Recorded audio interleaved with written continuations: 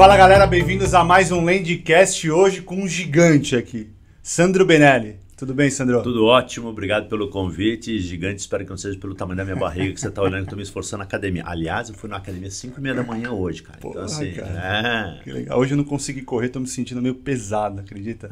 Muda muito. 3 vezes por semana eu vou na academia às 5h30 da manhã. Minha mulher disse que é para eu ficar com mais tempo para não fazer nada, mas tá bom também. Eu tento correr 5 km por dia, Sandro, todo dia, mas hoje realmente não deu também. Eu não consegui.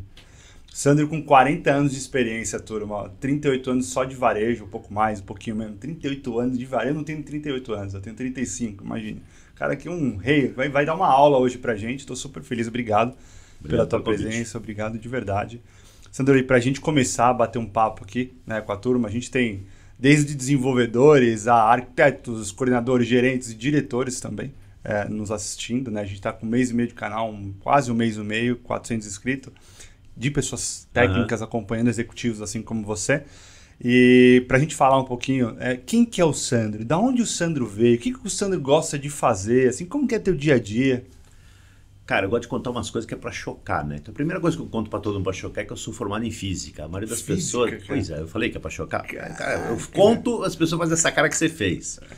O cara sempre quer saber como é que eu fui de físico para empilhar lata e ficar lustrando tomate. Porque isso é uma trajetória, né? Certo. A segunda coisa que eu conto para chocar também é que eu tenho 5 filhos. 3 do meu primeiro casamento, 2 da minha mulher. E a última é que eu sou corintiano da Zona Leste, como eu comentei já contigo antes aqui, do que foi pro Japão, que graças a Deus fui feliz, etc, etc. Então assim... Rapaz, eu sou um cara de família classe média baixa, pai policial, mãe dona de casa, passei minha vida inteira estudando em escolas do governo, prefeitura e do estado e assim, acho que é um pouco isso, já morei no Brasil, trabalhei na França, trabalhei na África, morei em vários estados do Brasil, então assim, eu acho que talvez a minha melhor qualidade seja a minha capacidade de me relacionar com as pessoas, eu acho que isso que um pouco me levou para esses lugares e um pouco esses lugares me ajudaram a compor um pouco de como eu sou hoje. Você ficou 2 anos na França? Fiquei 2 anos no Casino. Trabalhei no Casino. A época que eu fui pelo Pão de Açúcar, fui o primeiro expatriado que o Pão de Açúcar resolveu mandar para o Casino para ficar lá cuidando de um... Na verdade era assim, usando um jargão aí, era para na volta dessa minha passada lá ser um super PMO da fusão entre o Casino França e o GPA para poder fazer a passagem do bastão. Mas como todo mundo acompanhou, a briga que deu, o pau que deu, etc. Mas assim, para mim pessoalmente foi uma maravilha ter ficado lá e voltado para o Brasil. Deu para aprender o francês em 2 anos? Cara, é um negócio exótico, né? Porque eu trabalhei 12 anos e meio no Carrefour, eles falam, vai aprender a falar inglês, porque falar francês. Mas eu nunca imaginava que eu ia ser expatriado na França. Eu comecei a estudar 3 meses antes, cara. Cheguei lá achando que falava.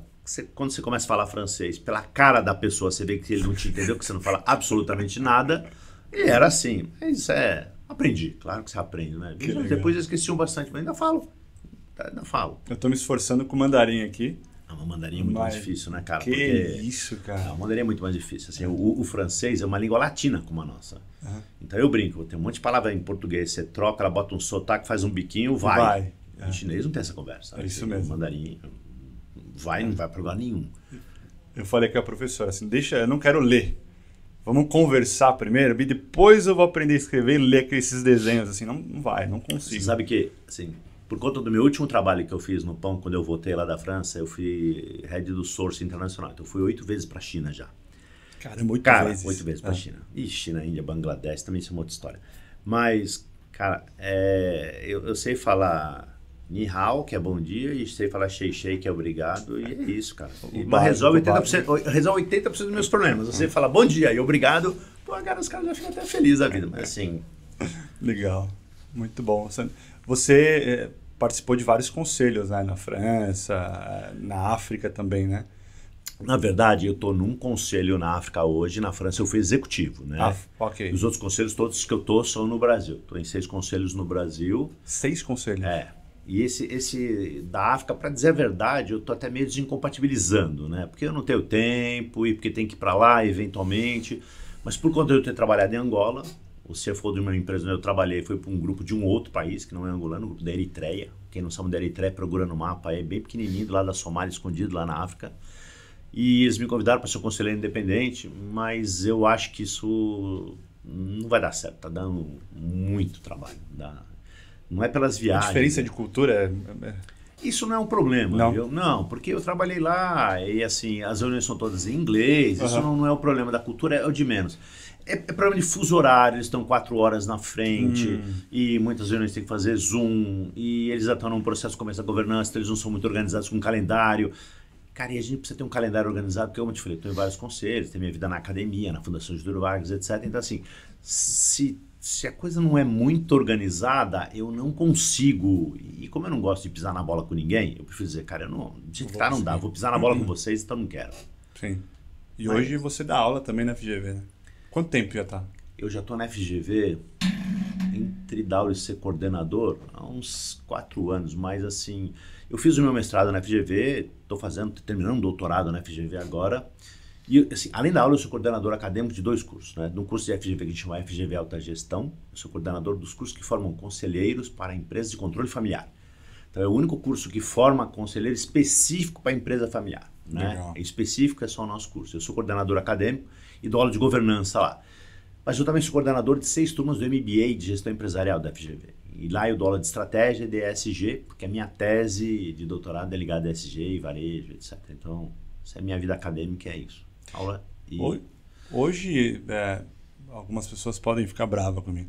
A conselheira, tá todo mundo querendo ser conselheiro, né, Sandro? Assim, ontem, 3 pessoas, eu só quero ser conselheiro, assim, mas tá virando moda isso aí, como que tá, cara? Assim, óbvio, pra gente dar Cara, aula. é assim, é uma moda, honestamente falando, não é todo mundo que tem capacidade de vai ser conselheiro. Bom ponto. Isso as pessoas precisam... É mais ou menos assim, nem todo mundo nasceu para ser neurocirurgião, nem todo mundo nasceu para ser piloto de caça, nem todo mundo nasceu para ser astronauta, e às vezes nem todo mundo nasceu nem para ser professor, ou para ser policial, entendeu? Então, para ser conselheiro é a mesma coisa.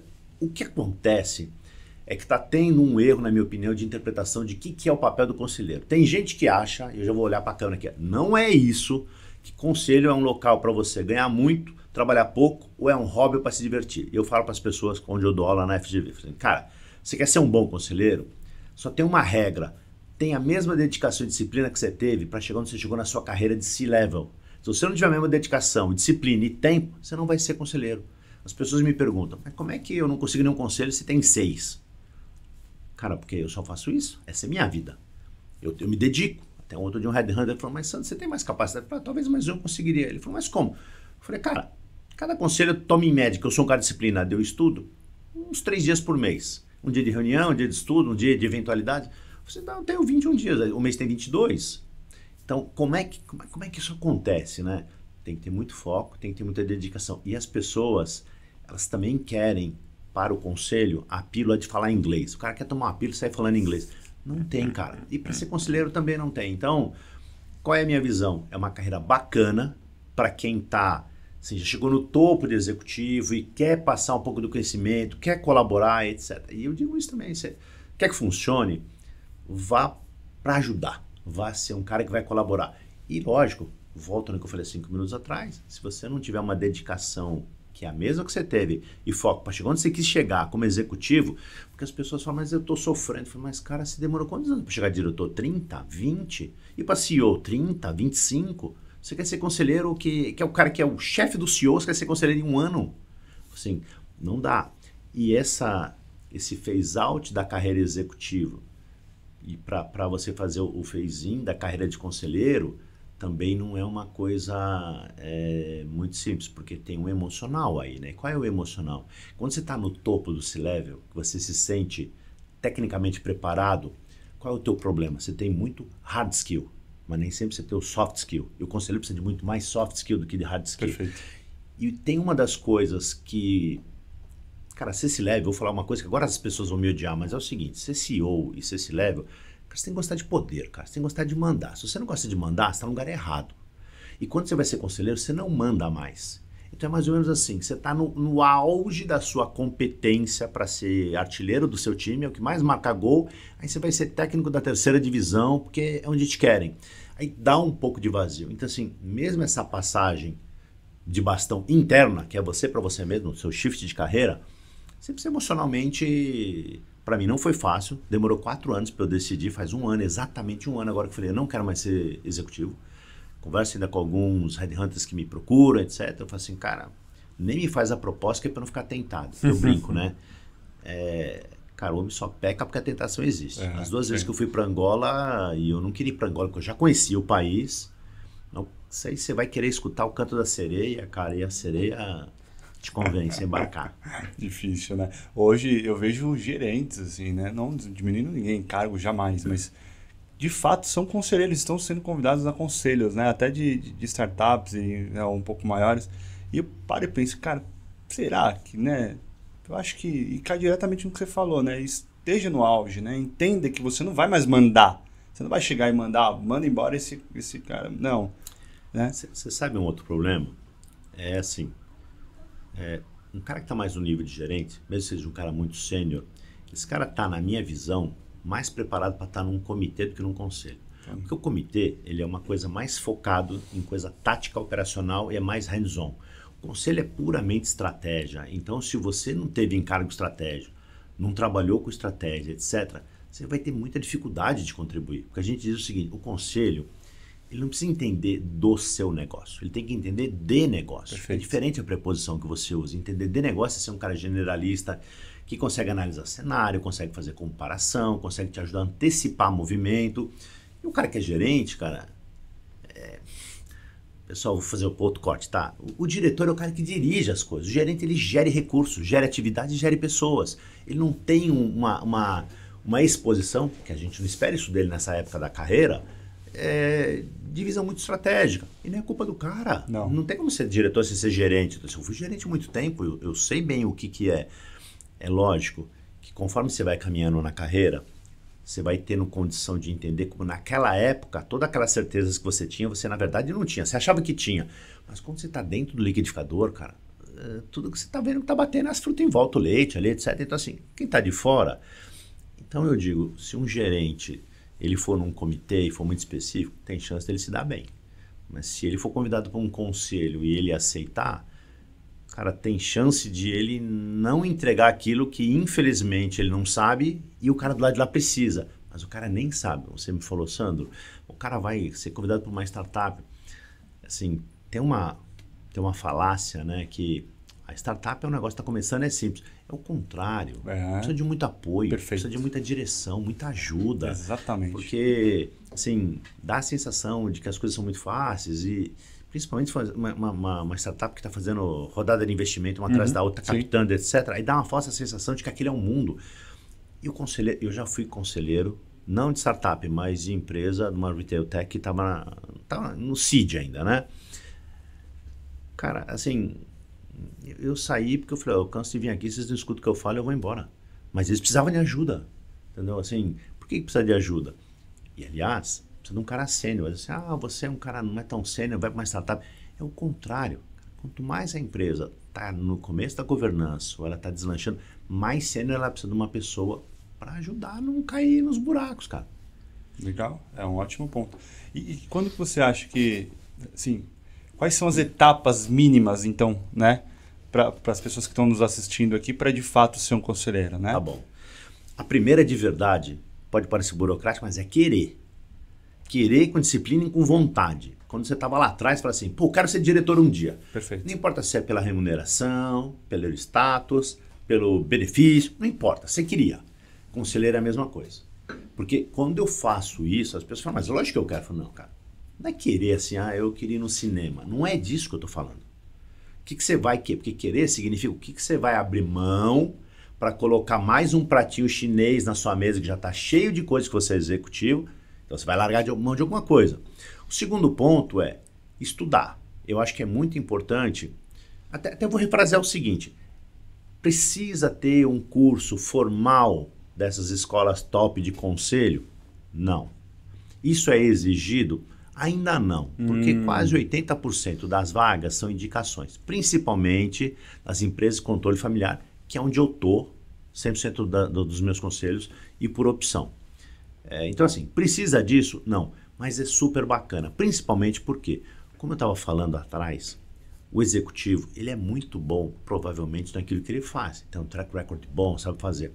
Mas quando você vem de uma empresa muito grande, você vem de uma estrutura muito complexa, você não sabe como é que se comporta numa empresa de controle familiar. Você vai falar, Sandro, por que você está insistindo nisso? Cara, porque o Oceano Azul é aí. O Oceano Azul não é você querer ser conselheiro de SA que não tem 500. No Brasil, a gente não tem 500 empresas na Bolsa. Nos Estados Unidos são 15 mil. É óbvio que lá, se você quiser aspirar a ser conselheiro de uma empresa SA, tem mercado. No Brasil, não se iluda. Não se iluda. Até porque as qualificações que as pessoas pegam para você ser conselheiro de uma SA são um pouco diferentes. O cara quer você um medalhão para compor o valuation da empresa. Então, assim, é um pouco diferente o seu papel. Às vezes é um papel até mais representativo de que colaborar na estratégia. Então, segundo ponto, vai estudar, vai fazer um curso desses, porque eles vão te ensinar não a parte técnica, eles vão te ensinar a parte comportamental. E isso não é fácil. Eu faço um paralelo, eu fui CEO sempre de empresas familiares, né? A primeira foi uma catástrofe, cara. Foi uma catástrofe. Não porque o EBITDA estava ruim, porque a dívida líquida estava ruim, isso tudo ficou uma maravilha, mas assim, eu não sabia me comportar com a família. Não sabia. Então eu vejo conselheiros que têm uma carreira técnica muito boa e performam muito mal no conselho, porque ele não entende o papel do conselho. E aí tem um pepino, por isso que eu falo para estudar. Cara, as famílias também não sabem contratar conselheiro. Eles não querem contratar headhunter. Se eles já não gostam muito de contratar headhunter para fazer esse papel, para contratar executivo, imagine conselheiro. E aí onde é que o bicho pega? O cara não contrata o que ele precisa, ele contrata o que ele quer. E nem sempre o que você quer é o que você precisa. Né? Parece coisa de adolescente. Você quer dormir, mas você precisa ir para a escola. Você quer dormir, mas você precisa ir para a academia. Né? Você não quer tomar remédio, mas você precisa tomar um remédio. Então o conselheiro não é o que você quer, é o que você precisa. Quando você tem um apoio oficial e técnico, o cara te ajuda. E aí ele até diz, Sandro, ó, esse conselho você não está preparado. O headhunter fala isso. O dono não fala. O dono vai com a sua cara, sim. Ele gosta de você, ele já teve algum contato, ele te respeita, ele te admira, ele te traz. E aí, por que não dá fitting? Porque é o soft skill. Perfeito. Você é o medalhão que veio isso, lá... Então também acontece com conselheiro na área. Acontece direto e reto. Caramba. Cara. Direto e reto. Assim, a frustração de dono de empresa que contrata, fala, esse conselho não serve para nada. Não é o conselho, cara. Como eu falei, do óleo de governança, não é o conselho. É contratar o conselheiro certo. Perfeito. Então, eu recomendo, quer fazer um conselho, começa do jeito que dá, tudo bem. Mas depois se pegar um pouco mais de maturidade, estou falando da perspectiva da empresa. Sim, sim. Cara, tenta trazer um conselheiro independente. Né? Aí, eu só fazer um pequeno comentário, sem querer ser professoral aqui, mas independente é o cara que nunca passou na porta da tua empresa. Assim, poxa, eu não te conhecia antes de vir aqui. Eu sou independente. Se você pegar um cara com quem você contracena ou já contracenou, um colega seu, não trabalha aqui, ele não é independente, ele é externo. Perfeito. Então o externo é o cara que não é de dentro da empresa, mas você já teve algum contato. Pode ser seu ex-contador, seu advogado, aquele seu amigo super bacana, excelente executivo de performance, renomado. Esse cara você pode trazer? Claro que pode, mas ele não é independente. E qual é o problema da independência? Cara, é você querendo discutir algumas coisas com o seu irmão, com a sua cunhada, com a sua mulher. A gente tem filtro. E é normal, filtro social, graças a Deus que a gente tem filtro social. Mas no conselho, o seu filtro deveria ser na forma. E quando a gente tem uma proximidade, a gente tem filtro no conteúdo. É verdade. Se eu te desaprovo o que você fala, eu vou encontrar um jeito educado e com timing, mas eu vou te dizer. Perfeito. Cara, você é minha mulher, meu amigo, dono da empresa que eu quero... Eu vou falar, isso aí não sei se vai dar ruim ou não vou falar. Tem que falar. Então, o primeiro estágio, é normal que você monte um conselho com pessoas que são próximas do teu convívio. Porque não é normal também você montar um conselho. Você vai ter disclosure de informação, você vai falar de estratégia, você vai falar de coisa que você fala com a sua mulher ou com o seu filho ou no espelho. Você vai trazer um cara de fora. Então é bom trazer um advogado que é seu advogado, seu contador, um cara que você confie. Mas com o tempo, para que você entender que existem instrumentos para garantir que a sua informação não vaza, etc. Aí traz um cara independente, vai mesclando, etc. E volta porque você me perguntou, né? Então eu falei, querer, estudar. E o terceiro ponto... que as pessoas falam para mim, Sandro, eu não sei como é que eu arrumo um conselho. Eu falei, mas cara, assim, eu faço uma metáfora, né, cara? Sabe que a gente come ovo de galinha, não come de pato? Porque o pato nunca careja, cara. Dá muito trampo levantar a bunda do pato para ver se tem todo dia, dá muito trabalho. A galinha, então assim, você precisa contar para os outros. O cara te conhece como executivo de sucesso. O cara te conhece como dono de empresa, empreendedor. Ele não sabe o que você quer, o que você prepara. Você precisa contar, olha, eu sou executivo, mas eu acho que eu tenho capacidade de contribuir em um conselho. Se você souber de alguma coisa, você fala... Aí, essa é a terceira coisa. A quarta coisa é conselho, e para você conselheiro, você não pode ser um cara one size fits all. Isso não funciona. você tem que procurar qual é o seu diferencial. É Qual é o seu diferencial competitivo? Se eu chegar e falar para você, não, eu sou um bom varejista. Varejo é um negócio assim que você e 500 mil pessoas, não, são 4 milhões, 5 milhões de pessoas fazendo nesse país. Isso não é diferencial competitivo. Ou, não, mas eu tenho 30 anos de varejo. Aí eu conto uma outra piadinha, né? Quando o cara fala pra mim, quantos anos você tem de experiência de varejo? Eu tenho quase 40, mas eu falo assim, cara, na verdade, assim, é igual motorista de ônibus, né? Eu tenho 30 anos de experiência. Não, você tem 1 ano vezes 30, porque depois do primeiro ano, cara, é Ctrl-C, Ctrl-V. Então, você tem que saber qual é o seu diferencial competitivo. Então, assim, o que eu sou bom hoje? Eu sou um cara que entende a dinâmica do varejo? Pra caramba. Mas não acho que eu me diferencio. Cara, eu tô militando há 13 anos em empresas familiares. Das 7 empresas que eu fui CEO, em 6 eu substituí o dono. Então, assim, isso é um super diferencial. Por quê? O cara faz, esse cara sabe minhas dores, sabe como se comportar, sabe como é a sucessão. Isso eu acho que é um super diferencial. E um outro diferencial é que, como eu comentei, eu já morei em Porto Alegre, Caxias do Sul, Curitiba, Campo Grande, Rio de Janeiro, Fortaleza, 2 vezes em Angola, morei na França, em 2 cidades diferentes, Lyon e Grenoble. Então, assim, eu acho que a outra diferença é que eu tenho a capacidade de entender as diferenças de comportamento culturais. Então, assim, eu acho que essas 2 coisas que ajudam a ter fitting. Porque meus amigos falam assim, não, eu sou bom em supply chain, eu sou bom em logística. Assim, cara, você, me perdoe a liberdade poética, você é a torcida do Corinthians. Então, se você não achar um diferencial, e olha, quando você vê o seu diferencial, interessante esse ponto que eu vou comentar, né? Várias pessoas falam para mim assim, mas eu nunca... Eu estou falando de um colega meu, assim, eu não vou falar o nome, porque é um colega meu de varejo. Eu falo, mas acho que eu não estou preparado. Eu falei, você está super preparado, cara. Você não está sabendo se vender direito. Eu falei assim, poxa, toda empresa que não precisa ser de varejo, que ele tem experiência em tratar com o governo, que precisa tratar com o governo, ou seja, qualquer uma dessas empresas que hoje tem concessão ou querem investir no Brasil, são chineses, precisa de um cara como você no conselho. Porque você vai dizer como é que funciona na sua ótica, se relacionar, como é que é a estratégia que você usa para se envolver, qual a estratégia que você usa para atrair as pessoas corretas para o teu negócio. Então, se você procura aquilo que é a sua diferenciação, com certeza você vai achar um nicho legal e você vai ver que você tem mais competências. Se você vai ficar assim, não fui CEO, então eu não posso ser. Putz, quantas pessoas vão ser CEO? Vai ser difícil, todo mundo quer ser conselheiro, não precisa ser CEO. Aliás, conheço muitos bons conselheiros. Outro paralelo, né, do futebol. Tá cheio de técnico bom que foi jogador medíocre. Vários. Em geral, o contrário também é verdade. Um bom jogador, em geral, é técnico medíocre. Exato. Assim, você precisa ser um excelente CEO? Não. Acho que você precisa ser um cara que tem entendimento do relacionamento humano, das dinâmicas das empresas, de estratégia, etc. Eu acho que esses pontos são os fundamentais para o cara fazer o shift de carreira. Uma baita aula. Um ponto, o Brasil está passando por um momento ali com a Selic altíssima, né? Você foi CEO ali, então... trabalhou com muitos números, né? Dívida líquida, etc, etc. Na tua opinião, Sandro, qual que é o melhor momento, né, para um CEO tomar a decisão, ou CFO, né, de seguir com o empréstimo ou não? Vou te dar um exemplo. Assim, existem várias empresas que a empresa está já 0-0, está dando lucro, enfim, mas para ela crescer, ela precisa alavancar. E aí ela alavanca com o dinheiro do dono, do sócio, ou ele pega empréstimo para alavancar? Cara, antes eu vou responder de maneira diferente, depois eu vou entrar nessa questão. A bola não vai ficar quicando não, pode ficar tranquilo. Primeiro 25, 26, provavelmente 27. Porque, por que eu estou falando de 27? 26 tem eleição, o freio de mão da gastança do governo não para. A gente está descendo a Serra de Santos sem freio, para quem não é de São Paulo, estamos descendo a Serra das Araras no Rio, estamos descendo sem freio. A gente fica aí se enganando, falando, não, vamos ter superávit primário. Superávit primário, cara, você deve ir pro cartão de crédito, você só conta o principal, você não conta os juros, mas ele cobra. E a gente não põe na conta. Sim. Agora a gente não tá pondo os precatórios na conta. Aí o que vai acontecer em 27? Todos os precatórios de 25 e 26, que já tá aprovado que não vão entrar na conta, vão entrar em 27. Então assim, tem uma bomba relógio de mais de 100 bilhões por ano que vai entrar na conta.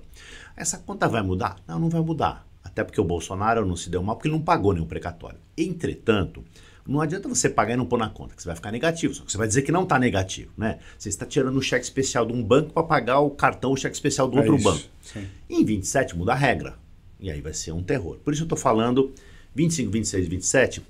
Cara, mesmo que você tenha um puta de um projeto, faz assim, não é double check, um triple check para ter certeza que esse projeto vai dar retorno no tempo que você espera.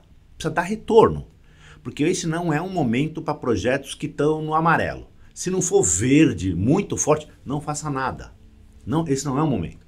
Esse é um momento, cara, para... Eu vou exagerar, porque não dá pra fazer, o empresário não vai fazer, mas assim, esse desenho animado, avestruz para a cabeça debaixo até esperar passar, o empresário não dá para fazer isso. Mas eu vou dizer o seguinte, muitos dos varejistas e algumas indústrias que estão numa situação precária, e olha, a gente só não está alarmado, porque a maioria dessas empresas, como eu falei, elas são familiares e você não sabe o que está acontecendo. Mas nos bastidores tem muita empresa indo muito mal. Por quê? Porque na época da pandemia eles fizeram uma super aceleração e as lojas ou os pontos de venda não performaram como eles esperavam. Então, cara, eu sempre digo, você montar uma loja num local bom e num ruim, o custo é o mesmo, monta no bom. Quando você tem projeto que aparentemente é bom, mas você não estressa o projeto, a dívida vem, agora o custo aumentou numa proporção, então assim, tem um duplo efeito perverso. O investimento original não performou como deveria performar e a dívida aumentou numa velocidade tremenda. Então assim, tem muita empresa que está por aqui.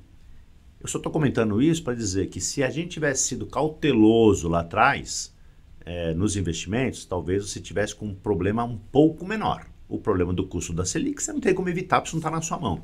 Mas o custo de você não fazer de uma maneira, porque o dinheiro está abundante, se meter num projeto... Que você não tem certeza do ROI. Cara, assim, eu costumo dizer o seguinte, assim, abrir loja é igual comprar carro. O seu problema não termina quando você abre a loja, ele começa. Exatamente. E isso é uma coisa que antecede a nossa discussão se eu pego meu dinheiro ou se eu me endivido. Então, assim, também é uma coisa que não é do senso comum, mas o dinheiro mais barato não é o seu, é o do banco. Porque quando você pega a taxa do banco, ele já coloca ali a taxa país, o risco do seu setor, o risco da sua empresa, tá tudo lá. E você quando você olha para o dinheiro, mas o cara tá me pagando X, vai me cobrar. Eu falei, mas você não está botando todos os custos de risco, que seria o custo de oportunidade. Eu sei que isso não é fácil para explicar, principalmente em empresa de controle familiar, mas qualquer CFO entende o que a gente está falando. Entretanto, se você tem um nível de endividamento que não está muito estressado, fica onde você está sentado e não se mexe. Não pega nem seu dinheiro e não pega o de ninguém. Guarda o seu dinheiro para eventuais problemas de caixa. Por quê? Porque está tendo muito descasamento de curto prazo de caixa. E aí você vai socorrer no banco, é um dinheiro muito caro. É isso aí. Então se você puder ter uma reserva que você, se aporta, daqui a pouco melhora, você retira, mas aí você vê, você não é dinheiro para CAPEX, é um dinheiro para fluxo de caixa. Eu acho que essa é uma medida que a gente deveria pensar bastante. Se fosse uma situação normal, o país não está no risco que eu estou imaginando nos próximos anos, e não é que eu não confio no país não, confio super, mas eu estou vendo o cenário. Se fosse uma situação céu de brigadeiro, eu sempre vou dizer assim, vai no banco, porque cara, se você tem um projeto que você diz que é bom, mas não paga o que você precisa, mas a taxa do banco, o projeto não é tão bom assim. O banco faz um controle de qualidade para você, ele faz um segundo quality control aí. Mas você precisa ganhar 10, o banco precisa ganhar 3, você precisa de 13. Se o seu projeto só paga 10, não paga 3, não é tão bom assim. Se fosse bom, o banco te emprestava. Se o banco não te empresta, não é tão bom assim. Então, isso é uma medida que também pode parecer esquisita, mas é uma maneira de você olhar de fora e falar assim, o meu dinheiro é meu, mas você não pode ter essa tendência de achar que não vai remunerar. Eu já trabalhei em rede que, cara, os empréstimos da família para família não estava bucado, nem como mútuo, nem como nada. Eu falei, mas como é que não está na contabilidade? Como é que não está bucado? Ah, mas o dinheiro é nosso. Assim, eu sei que o dinheiro é seu, não vai deixar de ser seu, mas tem que estar registrado, porque em algum momento você está devendo. Você precisa pagar. Resumo da missa. Se o projeto, nesse momento, não for um projeto indispensável, que você está no meio da paparazzi, às vezes começou a montar uma planta de fábrica, cara. Não dá para parar. 3 anos de investimento, você está no meio... Não pode parar. Perfeito. Está no meio do rio, trabalho de voltar para a mesma margem de atravessar, atravessa. Mas se for para começar agora, e a gente vê... Mesmo as grandes empresas de capital aberto, que precisam dar uma satisfação de crescimento, de volume, etc., para o mercado, estão desacelerando muito. Vê, assim, o que o Açaí declarou, o que o Carrefour declara, o próprio GPA que declara. Assim, tá todo mundo... Acho que com exceção do Matheus, continua acelerando, está todo mundo... Não está pisando no freio, mas tirou o pé e está... Na banguela. Na banguela, exatamente. Legal. Eu tenho um grande influencer, aí não vou falar o nome dele, mas ele comentou que se... o teu negócio não é um negócio que você possa fazer empréstimo para pagar um juros de 2%, 3% ao mês, não é um negócio bom. O que você acha desse... Acho que ele está sendo muito duro, né? Acho que essa é uma visão muito financeira. Eu não vou dizer que ele está errado, mas eu diria o seguinte, cada um sabe onde é perto do seu sapato, né? O que a gente deveria dizer? que eu entendo o que ele está falando. Ele está falando assim, olha, quando você vai fazer o custo médio de capital, que é o tal do WOC, você tem que colocar aquilo que você quer, mais uma gordurinha, porque se for para ser igual, cara, deixa ele no banco, não corra risco. Então eu entendo o que ele está falando. Mas assim, quando você está há 30, 40, 50 anos num negócio, você já está naquele negócio, cara. Não tem dois negócios, você está naquele negócio. Então, às vezes o retorno vai ser X%, às vezes vai ser X mais delta X, às vezes vai ser X menos delta X, e está tudo certo também. O que eu entendo é, se você for partir para um negócio muito novo, começar do zero, for fazer um spin-off, ou vai fazer uma adjacência de negócio, que é uma coisa colateral, coligada, mas não é direto a mesma coisa, talvez valha a pena você ser mais cuidadoso. Mas aí, não sei se 2 ou 3 é bom. Entendi. Porque também é o seguinte, onde você tirou esse número? Por que 2 é bom, 3, 1 e 1,8 é ruim e 5 não é ótimo? Eu não sei dizer. Então, eu não acho que dá para a gente fazer nenhum investimento sem pensar no retorno, mais um spread do mercado, mas eu também não acho que eu não posso ser assim puramente... Porque, cara, eu vou dar um exemplo concreto da vida, né? Você tem filho pequeno. Você vai investir na educação do seu filho o melhor possível. Como é que você sabe que ele vai aproveitar? Você não sabe. E você não vai investir então? Na dúvida, você não investe? Você investe. Então, a vida do empresário é um pouco isso. Se fosse só ter certeza, todo mundo era rico, o mundo era uma maravilha. Mas quando é muita certeza, o retorno é menor. O retorno melhor, ele vem na incerteza. Por que quando o cara vende arma e vende cocaína dá dinheiro? Não é porque ele vai pra cadeia. Por que vender comida dá menos lucro? Porque todo mundo vende. Então, quando você tem um negócio muito rentável, provavelmente tem muito risco associado. Mas quando você está lá criando seu filho, você vai dizer, não sei se meu filho vai ser um cara super chique, importante, não sei, eu não vou botar na minha escola, vou estar na prefeitura, eu tenho escola do governo, como eu falei, minha vida inteira, né? Você vai dizer, não, vou botar meu filho na melhor escola. E o que vai acontecer? Bom, lá na frente a gente vê. Você está no seu negócio, e em geral a sua empresa, você é empreendedor, você é empresa, é seu filho. Você vai investir aqui. Você não vai só fazer investimento de 2%, 3% ou 5%. Então assim, não pode ser leniente, mas não pode ser muito duro nessa definição. Muito legal, muito legal. Sandro, como que você se prepara no dia a dia, né? Por exemplo, eu chego aqui, um dia antes eu me preparo, eu crio meus alertas para o próximo dia, né? Eu chego aqui, eu vejo exame, vejo folha, vejo vários outros sites inclusive são né, enfim, lados que eu não concordo muito, enfim, mas eu tento, né, olhar para todos os sites, enfim, e me preparo para o dia a dia. Vejo o Torinho, escuto o Torinho para, né, a bolsa, enfim. Como que você se prepara para o dia a dia?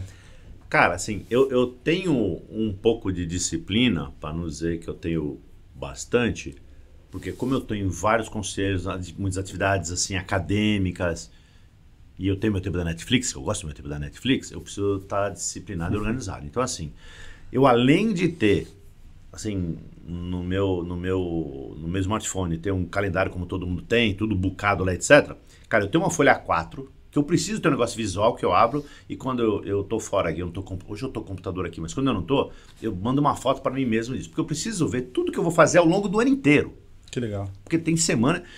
E assim, no curto prazo, na noite anterior, eu olho o que eu vou fazer no outro dia. Se você falar, mas por que eu olho sempre? Cara, juro por Deus que eu não consigo lembrar. Tanta coisa que eu tenho para fazer, eu não consigo lembrar tudo. Então, assim, na noite anterior, eu olho e falo, bom, então amanhã eu vou fazer o podcast, depois eu tenho que almoçar não sei aonde. Aí até a gente brincou, né? O pessoal não sabe, mas a gente brincou, falou, pô, eu preciso ter uma sala aqui, acabar o podcast, eu preciso trabalhar, porque a gente antecipou o podcast, eu tenho um negócio para entregar, e depois tem uma reunião às 3, depois não sei o quê, tem uma pessoa que vai jantar na minha casa às 7 da noite. Então, no dia anterior à noite, antes de dormir, eu dou uma olhadinha. E mesmo assim, às vezes eu piso no tomate. Agora, minha rotina pessoal. Cara, nunca meu dia começa sem eu ir lá dar um beijinho nas minhas cachorras, sem brincar com as minhas cachorras. Assim, isso é minha rotina, sem dar uma lida no jornal, porque eu sou muito old school, né, cara? Eu assino 2 jornais papel, eu gosto de sentar e ler o jornal e ver o papel, etc. Eu recebo no dígito também, porque eu viajo muito, eu preciso ler em algum lugar. Sim. Mas assim, eu gosto de ler jornal. Então, às vezes, não dá. Às vezes, vai acumulando lá, chega no fim de semana, eu pego só os cadernos de empresa que me interessam, o financeiro, o resto vai pro cachorro, né? Mas essa é um pouco da minha rotina. Eu gostaria de ter mais tempo para ter uma rotina com a minha esposa, uma rotina de manhã, mas não dá. Ela tem a vida louca de executiva também, e eu viajo bastante, às vezes eu saio cedo, às vezes ela que sai cedo. Então a minha rotina de planejamento é essa da noite anterior. E tem uma semana sempre super detalhada, mas eu tenho o ano inteiro no bocado já. Eu sei todas as datas, todas as aulas que eu vou dar até o primeiro semestre de 26, eu sei todos os meus conselhos até janeiro de 26, eu tenho tudo anotado. E tem o lado pessoal, que a gente precisa ter uns rituais pessoais, né? Que para mim é as cachorras, é o jornal, etc. Que legal, que legal. Hoje você, como conselheiro de empresas familiares, né? Você deve escutar assim, bastante coisa, né? Fazer um merge de tudo que faz sentido ou não e tomar algumas decisões para, de fato, aconselhar, né? Assim, o que é muito comum? Quais são os principais erros comuns em empresas familiares? Eu acho que o principal erro, na minha opinião, não sei se é erro, mas é uma característica, é decisão emocional. Emocional. Né? É a decisão emocional. É assim, pouco fundamentada. Eu canso de ver empresa de 400, 500 milhões, eu não estou brincando não, tem um monte, 400, 500 milhões, que ainda não tem um orçamento anual, que não tem um plano estratégico, que não tem uma meta formal para o ano que vem. Como é que sobrevive? Cara, sobrevive porque uma série de fatores. Às vezes é muita competência, às vezes é um pouco sorte, às vezes você está no mercado que só você que está, às vezes você é bom mesmo, você tem alguma coisa que você é tão bom que você não se planeja. Eu não consigo imaginar, por exemplo, um cara tipo o Federer que se aposentou com um puta planejamento financeiro, ou um Einstein. É verdade. Deu muito certo. Sim. Deu muito certo. Tem gente que até tem uma teoria, tá? Se você for muito engessado, às vezes isso até atrapalha. E pode ser. Só que liberdade não exclui controle. Então, se você tem a liberdade de ser dono, mas você precisa ter algum controle. Então, eu acho que a grande coisa que pesa é você ser muito emocional. Aí o seu negócio vai tomando uma proporção que você, mesmo não querendo, ele sai fora do seu controle. E você tem a falsa sensação de você estar no controle. E você não está mais, cara. Você passa do assento do motorista para do navegador e você nem percebeu. Daqui a pouco você está lá no assento do passageiro. Por quê? A sua empresa está faturando 1 bilhão, 2 bilhões. E se você não tem, assim, algumas rotinas de gestão e de controle, que são rotinas formais, você continua no emocional, no emocional, no emocional. E, infelizmente, eu brinco, né? Assim, quando vê uma coisa muito séria, tem uma piadinha que eu conto, mas não é um pouco de verdade, assim. Você vai perguntar para pessoas que já viram tsunami, você vai encontrar muito poucas, porque em geral o primeiro que o cara vê coincide com o último que ele vai ver. Ele está vendo o tsunami e depois ele está lá falando com Deus. Às vezes, o sucesso é o principal problema do empresário, né? Ele sempre teve sucesso, até o dia que veio uma crise que ele nunca viu, o tsunami da vida dele. Se você é menos emocional, é mais racional, não é que só resolve todos os seus problemas, mas te ajuda a antecipar. Que você percebe, né? Sabe aquela outra historinha que tem a ver com o emocional, de que é uma lenda, mas que a gente gosta de contar, de se você pôr o sapo na água fria lá e aquece, isso é lenda, tá? Ele pula, isso é mentira. A hora que ele aquece, ele pula. Mas no mundo corporativo eu canso de ver isso, cara. Essa é a metáfora do sapo.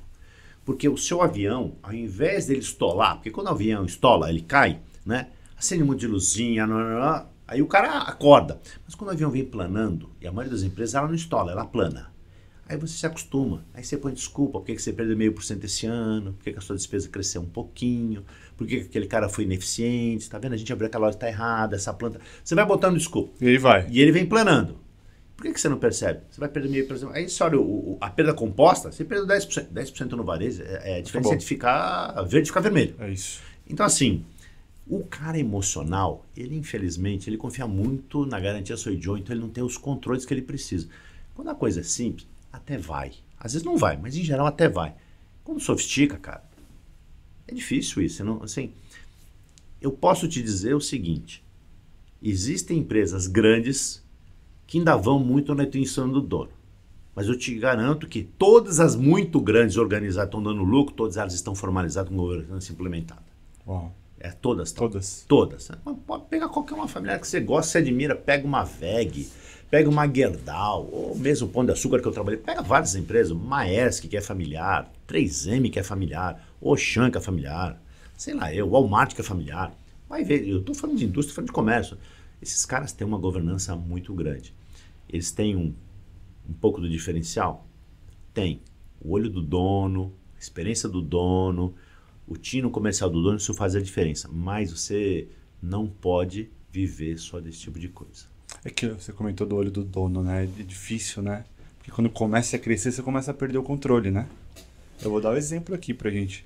Eu estava copiado numa série de e-mails, estou copiado em uma série de e-mails e vi lá um dos e-mails, eu cliquei para ver, os executivos de venda aqui, E aí o cliente pediu um recurso que havia entrevistado em janeiro e o executivo de vendas falando, esse recurso não está mais disponível.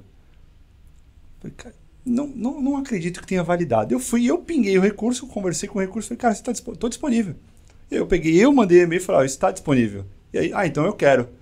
Ou seja, se eu não tivesse visto, a gente teria perdido uma receita de R$10.000 por mês de um recurso recorrente, líquido. Então, assim, o olho do dono ali, né, a energia e trazer pessoas que têm essa energia, que têm essa vontade é difícil, né?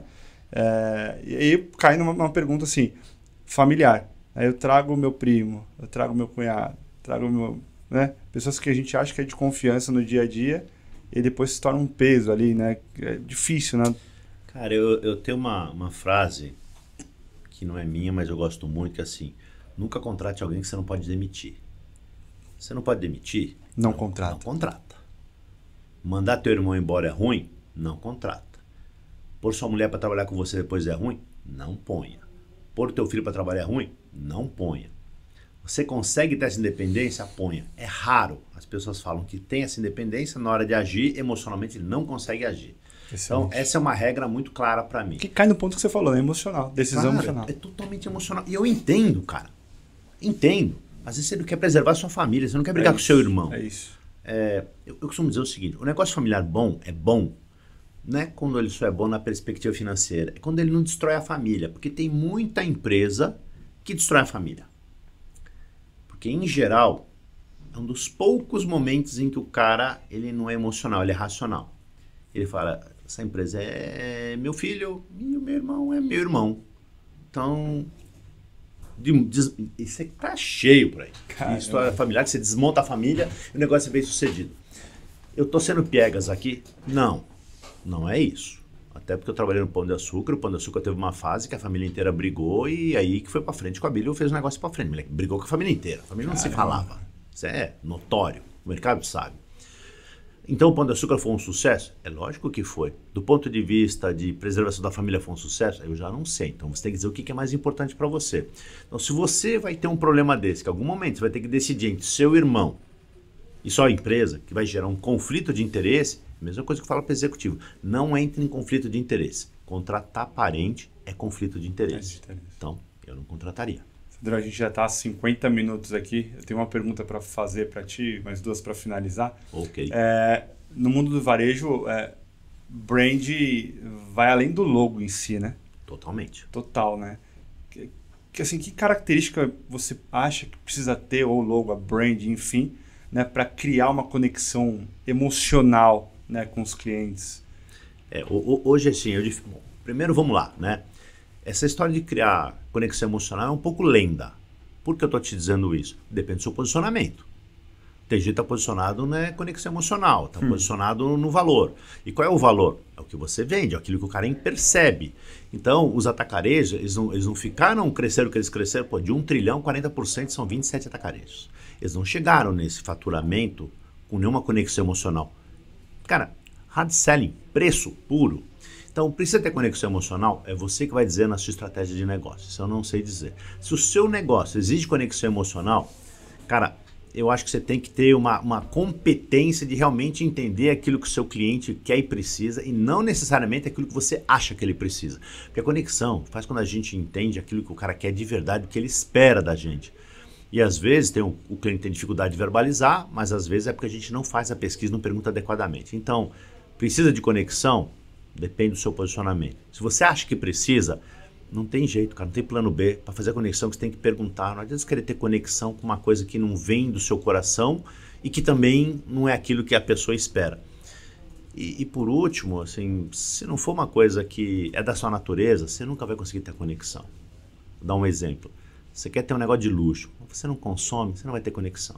Você quer ter um negócio de massa, você é um cara que só consome luxo, você não vai ter conexão. É muito difícil. Então você precisa ser verdadeiro. Muito legal. Sandro, para finalizar, que dica você quer dar para as pessoas, uma mensagem que você quer dar para os nossos telespectadores? Cara, eu vou falar duas coisas que eu gostaria que alguém tivesse me falado antes, quando eu era mais jovem. A primeira é a seguinte, Cuida da sua família. Vou até olhar para a câmera. Cuida da sua família, porque da família você nunca se aposenta. E da sua empresa, do seu cargo, você se aposenta. Número 1. Número 2. Se você está focado em empresa e você está numa fase de ramp-up profissional, faça networking. Eu gostaria de ter aprendido isso com mais tempo. Eu aprendi com a minha esposa, Vivian, te amo. A Vivian, ela me ensinou networking. Ela vive de networking quase que a vida inteira. Eu demorei muito para aprender isso, cara. Mas é muito difícil. E hoje faz parte das coisas que eu te falei da minha disciplina. Eu tomo café, eu almoço pelo menos 2 vezes por semana com alguém. Por isso que eu preciso do meu momento Netflix. Eu preciso ter tempo. O executivo, ele tá tão embutido naquele negócio, ele come na mesa, ele não vai pra cá. Assim, ele não olha que existe vida além da empresa dele. Isso não tem nada a ver com dar 110% não. Você pode dar o 110%, mas, cara, você precisa construir a sua carreira, senão você fica só um cara em volta daquilo que você sempre fez, da mesmice. Networking é fundamental. E eu digo para as pessoas, cara, não pode ser um networking interessado, né? Não pode ser aquele networking que você, Sandro, sabe, eu estava lá na empresa, perdi o emprego, vou te mandar meu CV. Não é assim que funciona. Tudo na vida, para mim, funciona com network. Eu vivo recebendo necessidade de indicação, indicando gente, e vivo sendo indicado. Mas primeiro, se você está no networking, você faz um relacionamento sadio e o cara fala, cara, lembrei daquele cara. Às vezes você está lá falando, o cara fala, puta, lembrei de uma coisa que pode te ajudar. Então, networking tem esse lado da galinha de cacarejar. Você precisa contar o que você está fazendo, como é que está a tua vida, etc.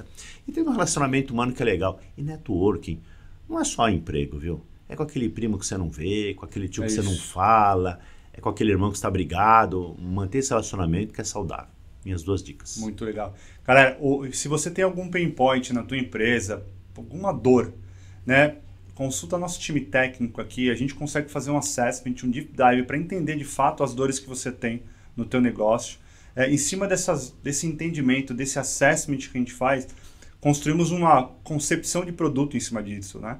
Eu mostro para você como nós resolveríamos o seu problema. E, não tenho dinheiro, não tem problema. Eu crio um business case, mostro, aprovo esse business case com o teu CFO, mostro que eu vou trazer eficiência para ele e aí sim a gente constrói em conjunto resolvendo o teu problema, tá? Então, entre em lendtech.com.br e contato. Obrigado. De novo, Sandro, você deu mal. Eu tô com um gostinho de quero mais aqui, cara. Eu teria Me chama de novo. Vamos fazer uma V2, V3 aqui. Tá bom aí. A gente quer fazer um painel aqui com outros executivos, né? Um CIO, CEOs também. Cara, acho que eu vou convidar com certeza você para bater um papo ali com os outros 4 e fazer. Muito obrigado. Vai ser muito legal. Obrigado novamente. Obrigado. Muito obrigado. Tchau, pessoal. Tchau, pessoal. Obrigado. Valeu.